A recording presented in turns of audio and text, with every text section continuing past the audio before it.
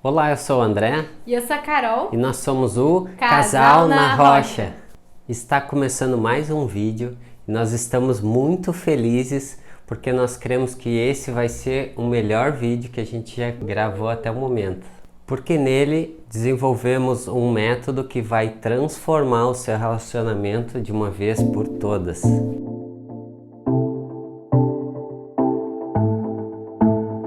Então, antes de começar esse vídeo, já se inscreve aqui no canal, deixa o seu like e vamos ao método. O método que nós criamos, ele consiste em 5 princípios que estão na palavra Apple. Então, ele se chama Método Apple. E agora a gente vai conhecer o primeiro princípio. E a primeira letra é a letra A. E esse princípio se chama amor. O amor, ele não é um sentimento, ele é muito mais do que isso, ele é uma decisão. Então eu decido amar o André todos os dias. Quando eu acordo, eu decido amar o meu marido com as qualidades e com os defeitos que ele tem, que todos nós temos defeitos. Tem sim! Então eu aceitei ele por inteiro. Defeitos e qualidades fazem parte do pacote que eu decidi formar uma aliança. Sendo o amor uma decisão, ele não acaba na primeira briga, na primeira discussão, primeiro desentendimento. Pelo contrário, todos esses obstáculos, eles se transformam em degraus para que a gente vá avançando a caminhada do casamento e melhorando a cada dia que passa. O amor, ele é uma prática diária, ele é uma renúncia. Muitas vezes eu preciso ceder, perder, para que o nosso casamento ganhe como um todo.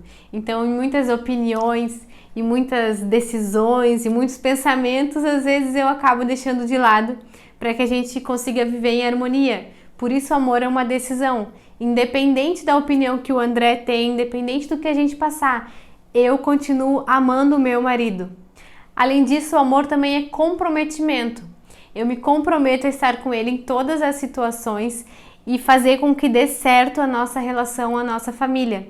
Além disso, nós também temos esse canal aqui chamado Casal na Rocha, que nós queremos ser um exemplo, um modelo para que os casais, as famílias vivam segundo a vontade de Deus, firmado na rocha. Para quem não sabe, o nosso propósito aqui no canal é justamente esse, dar dicas, né, para os casais. E ele foi criado a partir de um direcionamento de Deus, quando a gente criou essa vontade, né, de fazer o canal, de compartilhar algumas coisas que Deus vinha nos falando, coisas que a gente passou no nosso casamento e Deus nos mostrou, deu a confirmação através da palavra em Salmos 40, que fala que Ele tirou os nossos pés da lama e nos colocou sobre a rocha. Por isso que o nome é Casal na Rocha, né, amor?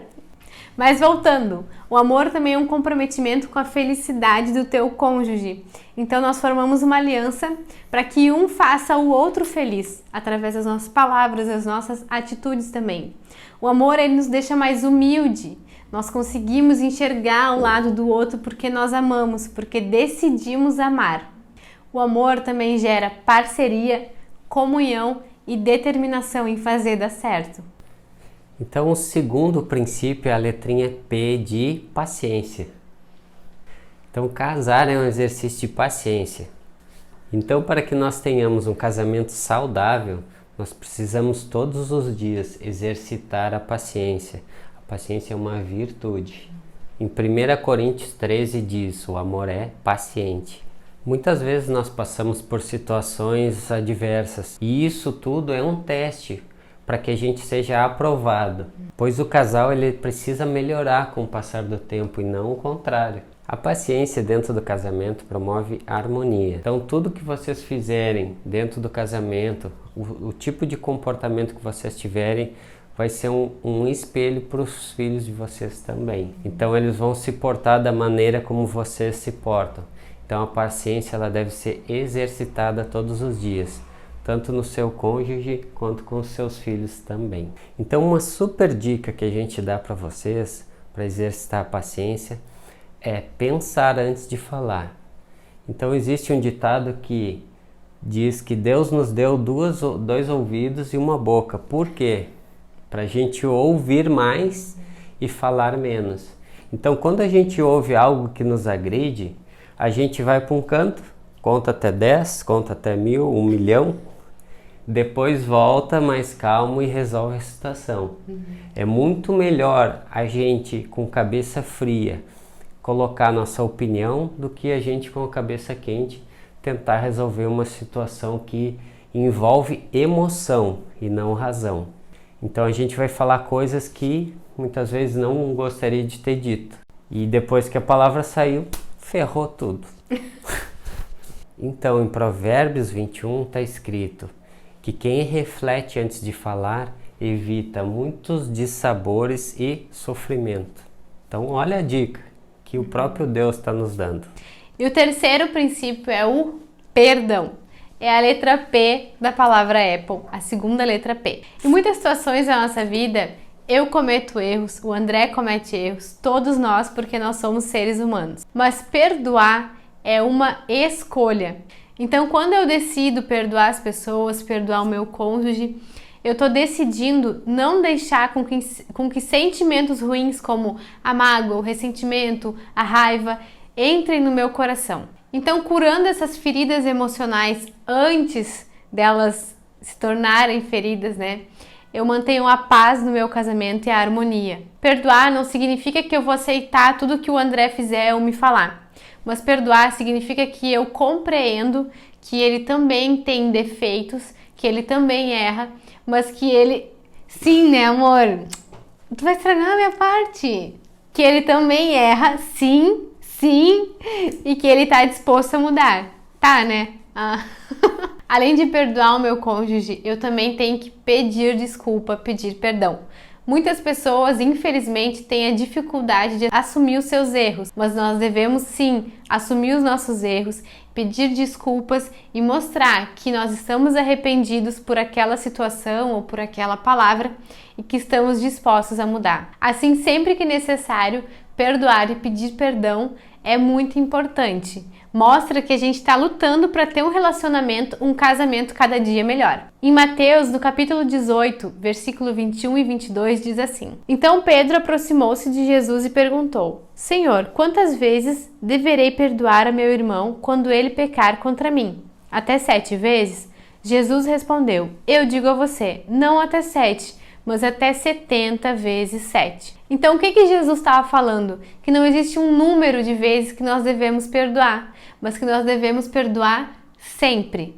O perdão, ele é essencial no nosso casamento. E o quarto princípio é a letrinha L, de lealdade. Lealdade nada mais é do que a fidelidade aos compromissos assumidos. A lealdade, ela é fundamental em todas as relações que o ser humano assume. E ao contrário do que as pessoas imaginam, a falta de lealdade não está ligada apenas à traição. A definição de lealdade vai muito mais além. Então, a falta de, por exemplo, de comprometimento dentro do casamento, tu marcar um compromisso e não cumprir, ou tu faltar com a verdade, tu ter mentiras dentro do teu casamento, isso também é falta de lealdade.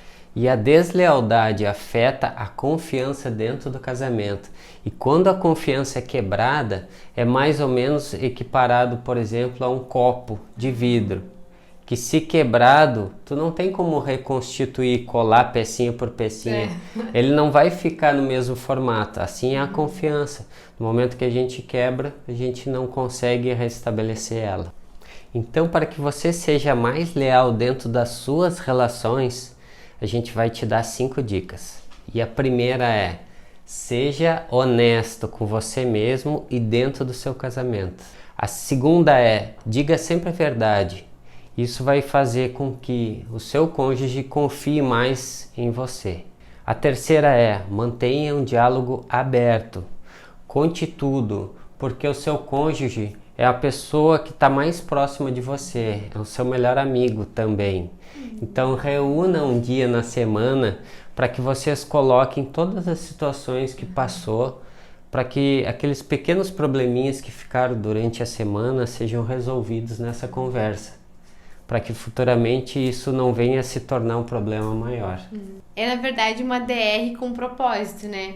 A DR, sem propósito, ela acaba só gerando sofrimento. Discutir a relação por discutir. Mas quando tu tem um propósito de ajustar, resolver os teus erros, gerar comunhão, intimidade, aí sim ela é muito importante no relacionamento.